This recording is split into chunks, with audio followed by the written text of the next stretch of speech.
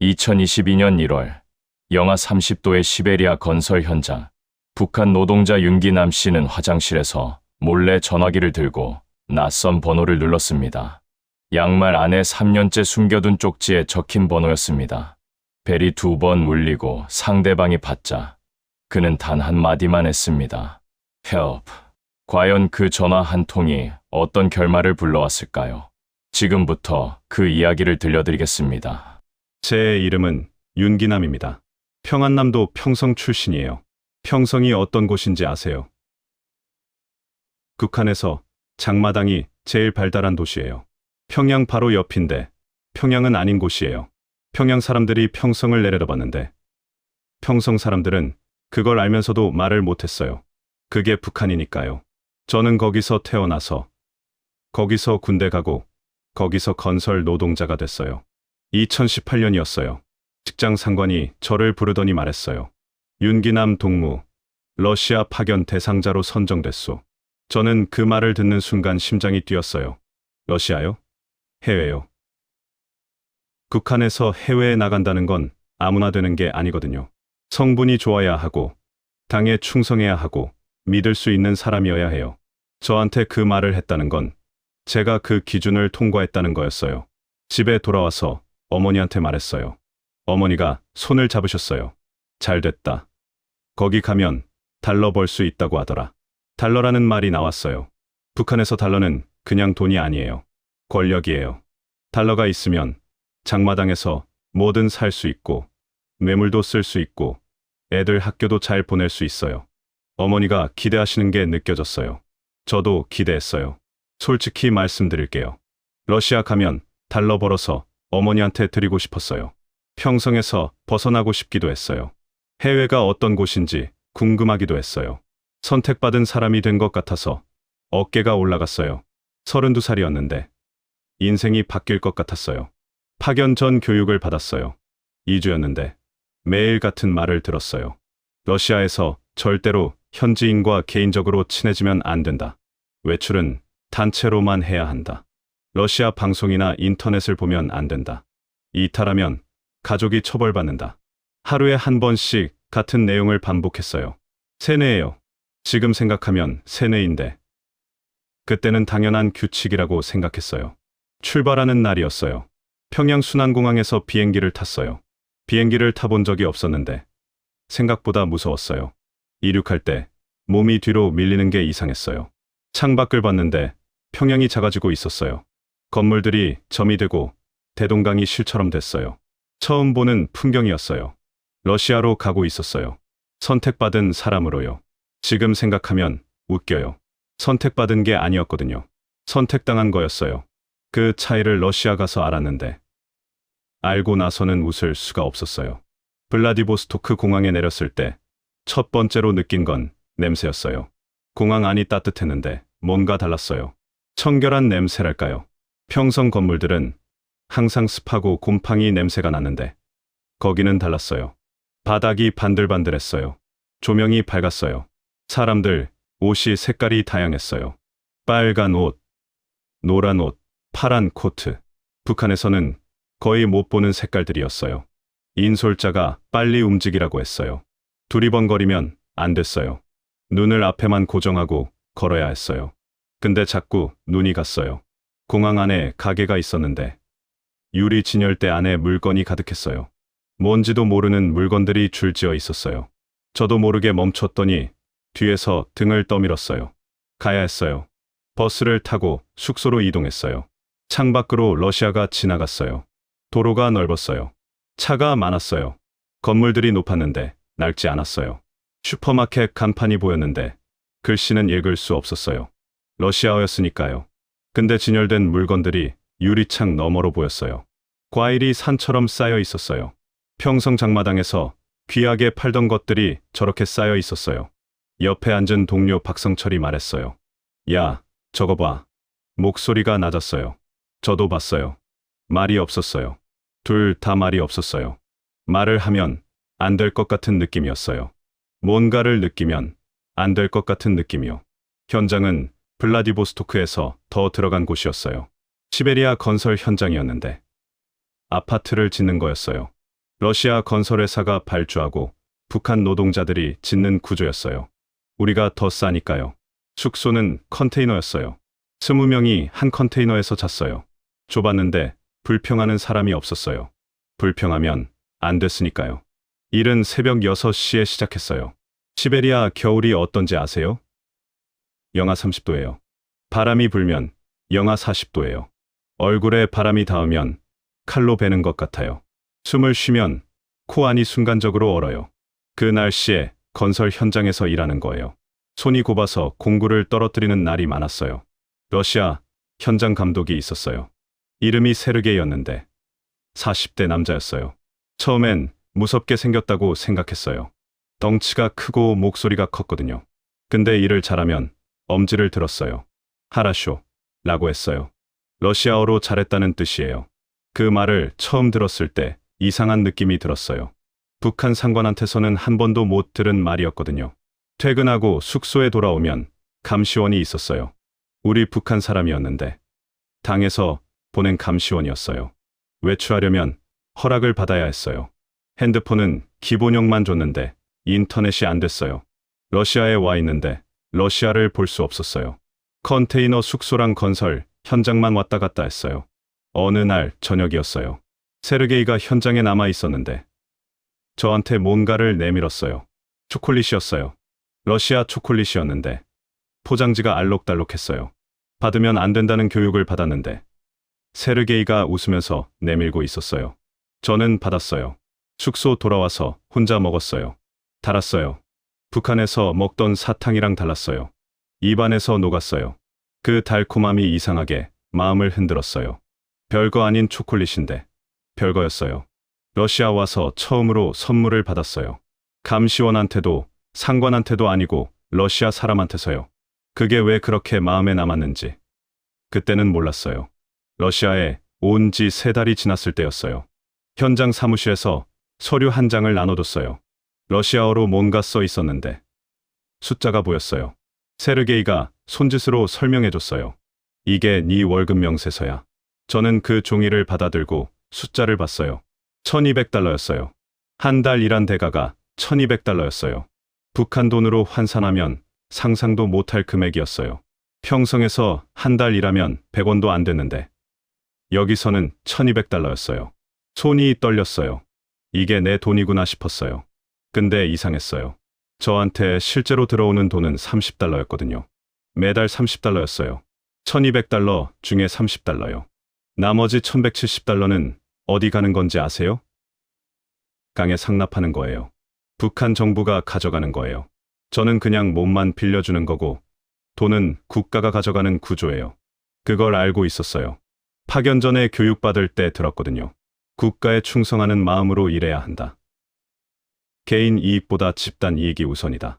그 말이 이런 뜻이었어요. 당신 월급 우리가 가져간다는 뜻이었어요. 알고 있었는데 막상 종이로 보니까 달랐어요.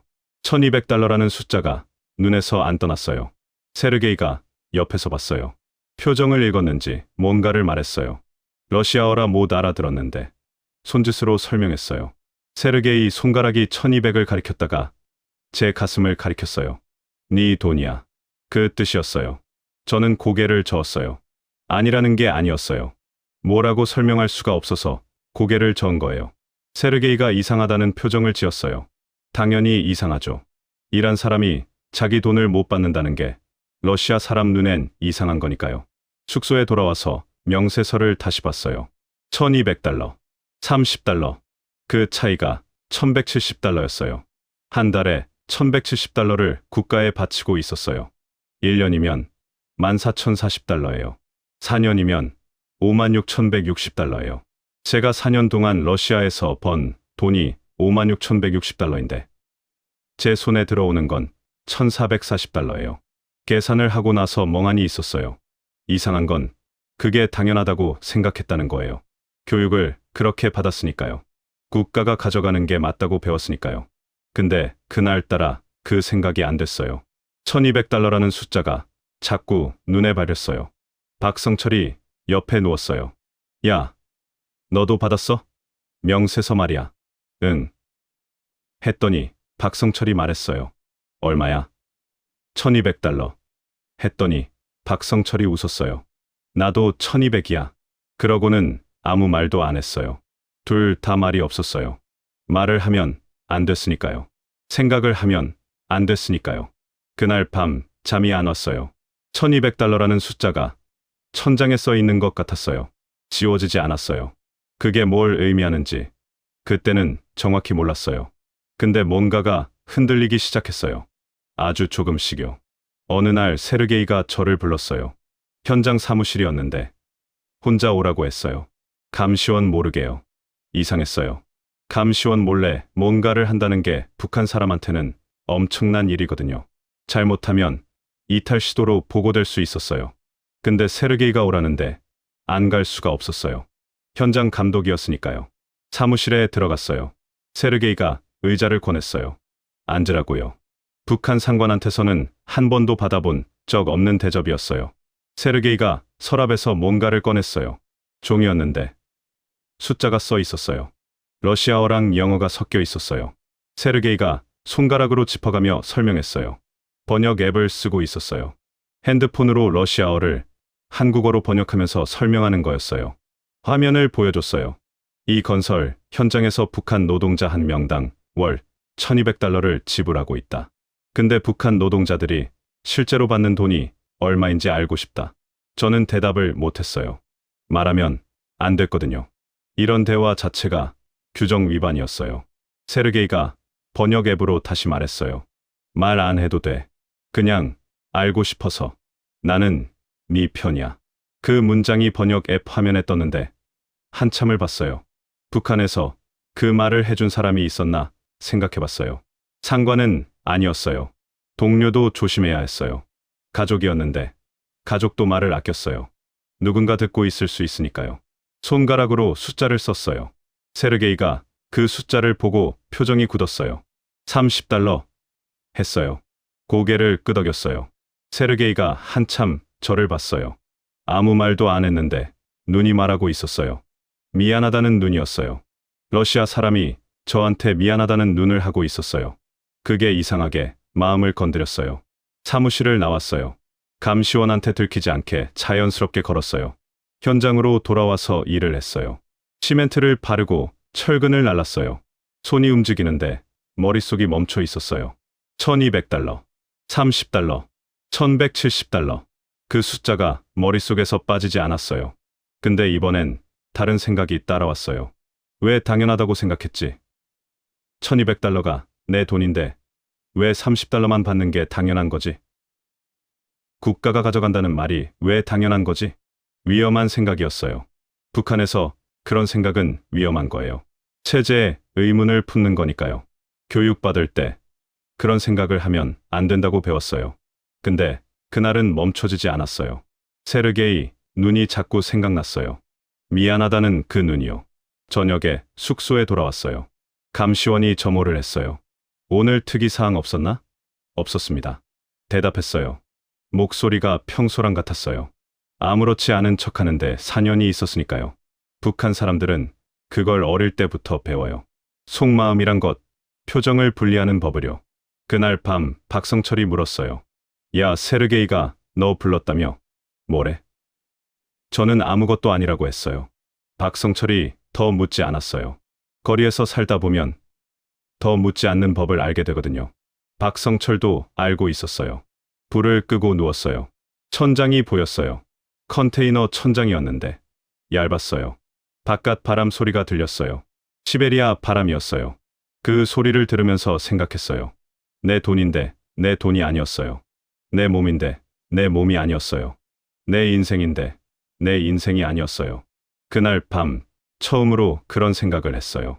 나는 지금 뭘 하고 있는 건가? 32살에 시베리아까지 와서 $1200를 벌고 $30를 받고 있는 건가? 그 생각이 들어오자 문이 열린 것 같았어요. 닫히지 않는 문이요. 세르게이가 달라진 건 그 이후부터였어요. 대놓고 달라진 게 아니에요. 티 나지 않게 달라졌어요. 현장에서 제가 일을 잘하면 엄지를 들었는데 이제는 가끔 어깨를 두드렸어요. 점심시간에 자기 도시락에서 뭔가를 꺼내줬어요. 러시아 빵이었는데 묵직하고 구수했어요. 아무 말 없이 내밀었어요. 저도 아무 말 없이 받았어요. 감시원 눈을 피해서요. 어느 날 세르게이가 번역 앱을 열었어요. 현장 구석이었는데 아무도 없는 틈이었어요. 화면을 보여줬어요. 네 가족 있어. 저는 잠깐 망설였어요. 이런 개인적인 대화가 위험하다는 걸 알았어요. 근데 고개를 끄덕였어요. 어머니 있어요. 번역 앱으로 답했어요. 세르게이가 웃었어요. 나도 어머니 있어. 모스크바에. 자주 못 봐. 세르게이가 핸드폰 사진을 보여줬어요. 나이 드신 러시아 할머니가 웃고 있었어요. 흰 머리에 주름이 많았는데 눈이 선했어요. 세르게이가 그 사진을 보면서 웃었어요. 저는 그 웃음을 보면서 이상한 감각이 들었어요. 이 사람도 어머니가 보고 싶구나. 러시아 사람도 나랑 똑같구나. 북한에서 배울 때 러시아는 우방국이라고 했어요. 형제 국가라고 했어요. 근데 그건 나라 얘기였고 사람 얘기는 아니었어요. 세르게이는 그냥 어머니가 보고 싶은 40대 남자였어요. 저랑 똑같이요. 어느 주말이었어요. 감시원이 단체 외출을 허락했어요. 한 달에 한 번 있는 날이었는데 인솔자랑 같이 마트에 가는 거였어요. 개인 행동은 안 됐어요. 줄지어서 들어가고 줄지어서 나와야 했어요. 마트에 들어갔어요. 입구에서부터 달랐어요. 과일 코너가 제일 먼저 보였는데 사과, 배, 바나나, 오렌지가 산처럼 쌓여 있었어요. 북한에서 바나나는 특별한 날에나 구경하는 거였는데 여기선 그냥 쌓아놓고 파는 거였어요. 누구나 살 수 있게요. 고기 코너로 갔어요. 냉장 진열대에 고기가 가득했어요. 종류가 얼마나 많은지 모르겠어요. 돼지고기, 소고기, 닭고기, 양고기. 포장이 다 달랐어요. 가격표가 붙어 있었는데 러시아어라 읽을 수 없었어요. 근데 양이요. 그 양이 충격이었어요. 박성철이 옆에서 말했어요. 야, 여기 사람들은 매일 이거 먹는 거야? 목소리가 낮았어요. 저도 낮게 말했어요. 그런가 봐. 둘 다 말이 없어졌어요. 인솔자가 빨리 움직이라고 했어요. 계산대 앞을 지나갈 때였어요. 러시아 아주머니가 계산을 하고 있었는데 카트에 물건이 가득했어요. 고기도 있고 과일도 있고 과자도 있고 음료수도 있었어요. 아주머니가 카드를 긁었어요. 계산원이 봉투에 담아줬어요. 아주머니가 봉투를 들고 나갔어요. 평범한 장면이었어요. 근데 저는 그 장면을 멍하니 봤어요. 저 아주머니는 저게 당연한 거구나. 매주 저렇게 장을 보는 거구나. 배고프면 저기 가면 되는 거구나. 선택할 수 있는 거구나. 얼마나 살지 자기가 정하는 거구나. 숙소로 돌아오는 버스 안에서 아무 말도 안 했어요. 다들 조용했어요. 박성철도 조용했어요. 감시원만 앞에서 내일 일정을 얘기했어요. 아무도 듣지 않았어요. 창밖으로 러시아 거리가 지나갔어요. 불빛이 많았어요. 사람들이 걷고 있었어요. 자유롭게 걷고 있었어요. 어디든 갈 수 있는 사람들처럼요. 그날 밤 세르게이가 쪽지를 줬어요. 현장 나오면서 손에 쥐어줬어요. 작은 종이였는데 숫자가 써 있었어요. 전화번호였어요. 밑에 영어로 한 줄이 써 있었어요. If you need help. 도움이 필요하면. 저는 그 쪽지를 양말 안에 넣었어요. 감시원이 가끔 짐을 뒤졌거든요. 양말 안까지는 안 봤어요. 그 쪽지를 넣으면서 손이 떨렸어요. 이게 뭘 의미하는지 알고 있었어요. 이 쪽지를 쓴다는 건 돌아갈 수 없다는 거였어요. 아직 쓸 생각은 없었어요. 근데 버렸어요. 아니, 못 버렸어요. 양말 안에 쪽지가 있다는 걸 매일 느꼈어요. 걸을 때마다 발바닥에 닿았거든요. 그게 거슬렸는데 꺼내지 않았어요. 왜 꺼내지 않았는지 그때는 몰랐어요. 지금은 알아요. 포기하기 싫었던 거예요. 아직은요. 파견 3년 차 겨울이었어요. 어머니한테서 편지가 왔어요. 북한에서 러시아로 편지가 오는 게 가능하냐고요? 가능해요. 근데 검열을 거쳐요. 감시원이 먼저 읽고 나서 줘요. 그러니까 편지에 쓸 수 있는 내용이 정해져 있어요. 잘 지내고 있다. 건강하다. 보고 싶다. 그 말만 할 수 있어요. 어머니 편지도 그랬어요. 기나마 잘 지내고 있냐? 어머니는 건강하다. 빨리 돌아오너라. 세 줄이었어요. 근데 세 줄 안에 어머니가 다 있었어요. 글씨체가 떨렸어요. 어머니, 손이 떨리는 거였어요. 나이가 드셨구나 싶었어요.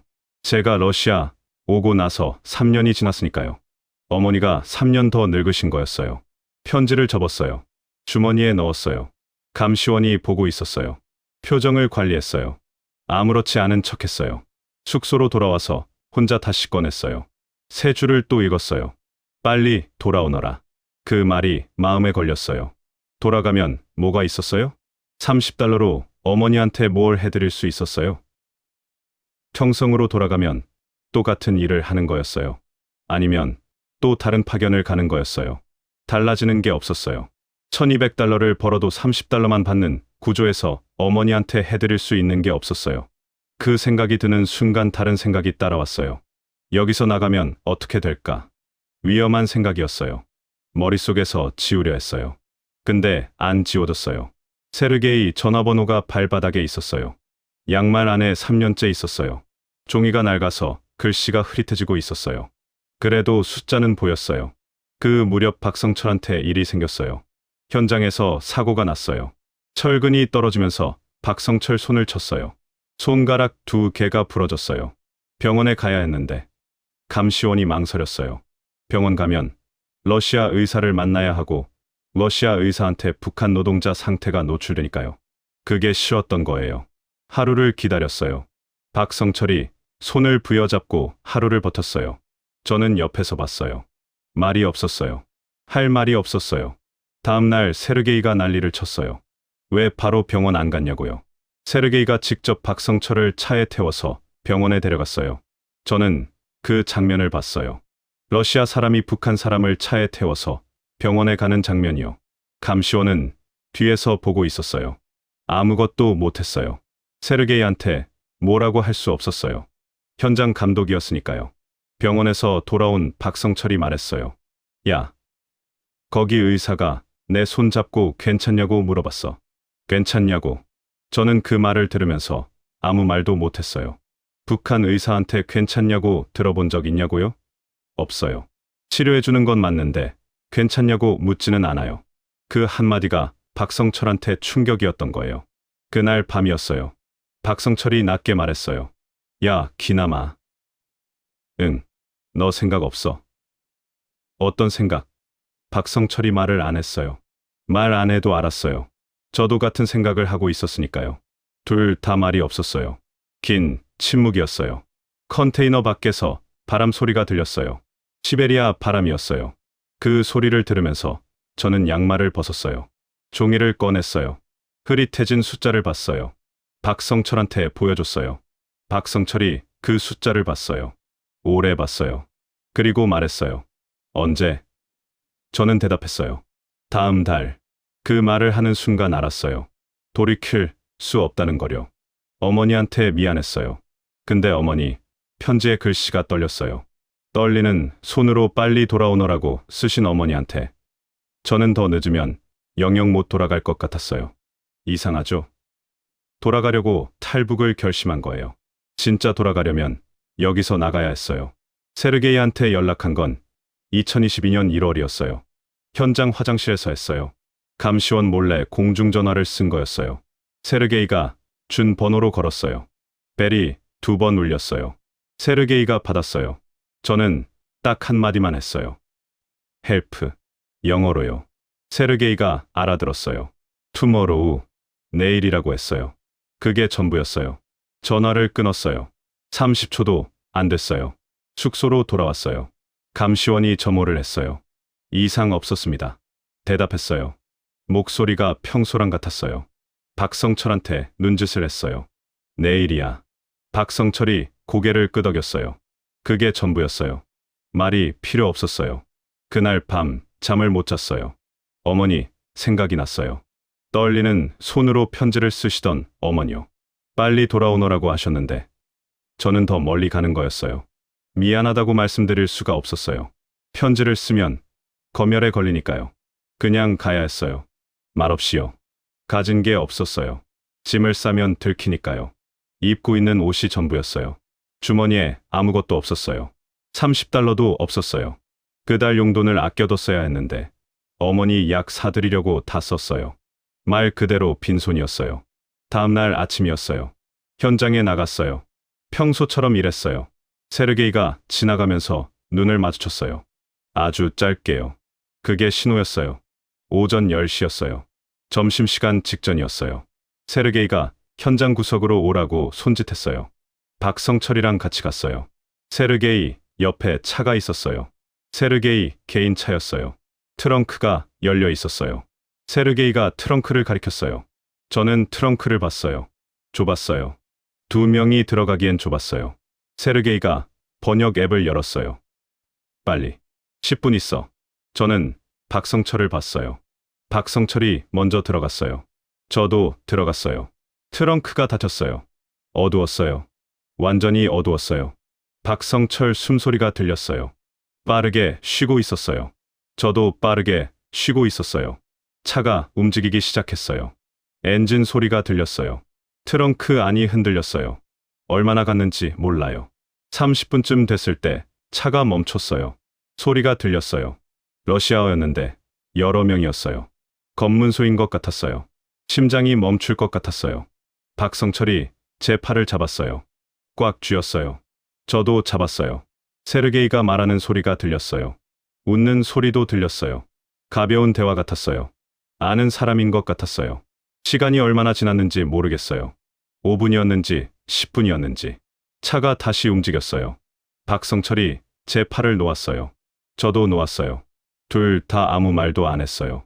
2시간쯤 달렸어요. 차가 멈추고 트렁크가 열렸어요. 빛이 들어왔어요. 눈이 부셔서 손으로 가렸어요. 세르게이가 서 있었어요. 손을 내밀었어요. 잡아당겨 줬어요. 밖으로 나왔어요. 건물이 있었어요. 세르게이가 번역 앱을 열었어요. 한국 대사관 아는 사람 있어. 거기 연락했어. 오늘 밤 여기 있어. 내일 아침 데리러 와. 건물 안으로 들어갔어요. 따뜻했어요. 소파가 있었어요. 러시아 아주머니가 차를 줬어요. 뜨거웠어요. 박성철이 차를 마시면서 말했어요. 야, 우리 지금 뭐 한 거야? 저도 몰랐어요. 웃음이 나왔어요. 웃으면 안 될 것 같은데. 웃음이 나왔어요. 박성철도 웃었어요. 둘이 한참 웃었어요. 다음날 아침 세르게이가 왔어요. 한국 대사관 직원이랑 같이 왔어요. 한국말을 하는 사람이었어요. 고생하셨어요. 그 말을 들었어요. 한국말이었어요. 처음 듣는 한국말이었는데 이상하게 익숙했어요. 같은 말이었으니까요. 세르게이한테 뭐라고 해야 하는지 몰랐어요. 번역 앱을 빌렸어요. 고맙습니다라고 썼어요. 세르게이가 화면을 보고 웃었어요. 어깨를 두드렸어요. 하라쇼. 잘했다는 말이었어요. 차에 탔어요. 창밖으로 세르게이가 서 있었어요. 손을 들었어요. 저도 들었어요. 차가 움직였어요. 세르게이가 작아졌어요. 점이 됐어요. 사라졌어요. 9시간이었어요. 트렁크에서 2시간, 기다린 시간이 나머지였어요. 4년을 시베리아에서 보내고 9시간 만에 나온 거예요. 어머니한테 미안하다고 생각하면서 차 안에서 창밖을 봤어요. 러시아 풍경이 지나갔어요. 다시는 못 볼 풍경이었어요. 세르게이도요. 한국에 온 게 2022년 봄이었어요. 하나원에 들어갔을 때 첫 번째로 한 게 뭔지 아세요? 창밖을 봤어요. 창문이 있었고 커튼이 있었는데 커튼을 젖혔어요. 밖이 보였어요. 그냥 밖이 보이는 창문인데 그게 이상하게 좋았어요. 컨테이너 숙소에는 창문이 없었거든요. 4년 동안 창밖을 본 적이 없었어요. 하나원에서 교육을 받았어요. 한국 사회 적응 교육이었는데 첫날 선생님이 말했어요. 여기서는 뭐든 질문해도 됩니다. 저는 그 말을 듣고 멍했어요. 뭐든 질문해도 된다는 말이 어색했어요. 북한에서 질문은 위험한 거거든요. 왜 그러냐고 물으면 안 됐어요. 그냥 따라야 했어요. 첫 번째 질문을 했어요. 월급은 어떻게 받아요? 선생님이 웃었어요. 통장으로 들어와요. 매달 정해진 날에요. 통장이요? 제 통장이요? 선생님이 고개를 끄덕였어요. 당연하죠. 제 돈이니까요. 그 말이 머릿속에서 울렸어요. 당연한 말인데 당연하지 않았어요. 1200달러를 벌고 30달러를 받던 사람한테는 당연하지 않은 말이었어요. 하나원 나오고 나서 서울에 자리를 잡았어요. 일자리를 구했어요. 건설 현장이었어요. 러시아에서 하던 일이랑 비슷했어요. 근데 달랐어요. 뭐가 달랐냐고요? 퇴근하고 어디든 갈 수 있었어요. 감시원이 없었어요. 허락을 받지 않아도 됐어요. 편의점에 가도 되고, 공원에 가도 되고, 그냥 걷고 싶으면 걸어도 됐어요. 처음엔 그게 어색했어요. 퇴근하고 어디 가려면 자꾸 누군가한테 말해야 할 것 같았어요. 허락을 받아야 할 것 같았어요. 편의점 앞에서 멈칫한 적이 있어요. 들어가도 되나 싶어서요. 4년 습관이 몸에 배어 있었어요. 첫 월급날이었어요. 통장을 봤어요. 숫자가 찍혀 있었어요. 제 통장에요. 제 이름으로 된 통장에 제 돈이 들어와 있었어요. 누가 가져가지 않았어요. 그대로 있었어요. 손이 떨렸어요. 박성철한테 전화했어요. 박성철은 부산에 있었어요. 야, 통장 봤어? 봤어. 어때? 박성철이 웃었어요. 야, 이게 다 내 돈이래. 알아. 근데 믿겨져? 아직은 잘 모르겠어. 저도 그랬어요. 숫자가 보이는데 믿기지 않았어요. 세르게이한테 연락을 했어요. 카카오톡이 안 되니까 왓츠앱으로요. 한국 왔어요. 잘 지내고 있어요. 고마워요. 세르게이가 답장을 보냈어요. 하라쇼. 그 한마디였어요. 잘 됐다는 뜻이요. 저는 그 메시지를 보면서 웃었어요.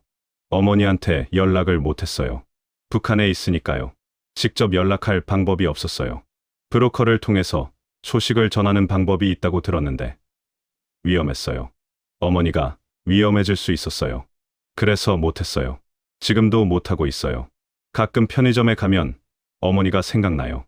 과자 코너 앞에서요. 어머니가 좋아하시던 과자가 있었는데 북한에서는 귀한 거였어요. 여기선 그냥 편의점에 있어요. 사면 돼요. 근데 드릴 수가 없어요. 그게 제일 아파요. 2026년 현재 저는 서울에서 살고 있어요. 건설 현장에서 일하는데 이제 4년이 됐어요. 러시아에서 일한 것도 4년이었는데 여기서도 4년이 됐어요. 근데 달라요. 여기서 4년은 제 4년이에요. 제 통장에 제 돈이 쌓이는 4년이에요. 아직도 월급날이 어색해요. 통장에 숫자가 찍히면 자꾸 확인해요. 없어지지 않았나 싶어서요. 누가 가져가지 않았나 싶어서요. 그럴 리 없는데 확인해요. 4년 습관이 아직 안 없어진 거예요. 박성철이 지난달에 연락했어요. 야, 기남아. 나 이번 달에 처음으로 저축했어. 저도 했어요. 얼마? 50만 원. 저는 웃었어요. 나도 50만 원이야. 둘이 한참 웃었어요. 시베리아 트렁크 안에서 팔을 잡던 두 사람이 각자 50만 원을 저축한 거예요. 여러분, 저는 영웅이 아니에요. 탈북해서 대단한 일을 한 게 아니에요. 그냥 제 돈을 받고 싶었어요. 제 인생을 살고 싶었어요. 어머니한테 뭔가를 해드리고 싶었어요. 그것뿐이었어요. 세르게이가 마지막에 해준 말이 있어요. 번역 앱으로요. 사람은 자기 인생을 살아야 해. 그 말이 아직도 생각나요. 러시아 건설 현장 아저씨가 해준 말인데 제 인생에서 제일 중요한 말이 됐어요. 아직도 월급날마다 통장을 2번 확인해요. 없어지지 않았어요. 매달 없어지지 않았어요. 제 돈이에요. 진짜로요. 어머니, 저 잘 지내고 있어요. 이번 달에 50만 원 저축했어요. 어머니, 드리려고요. 언제 드릴 수 있을지 모르겠지만 모으고 있어요. 기다려 주세요.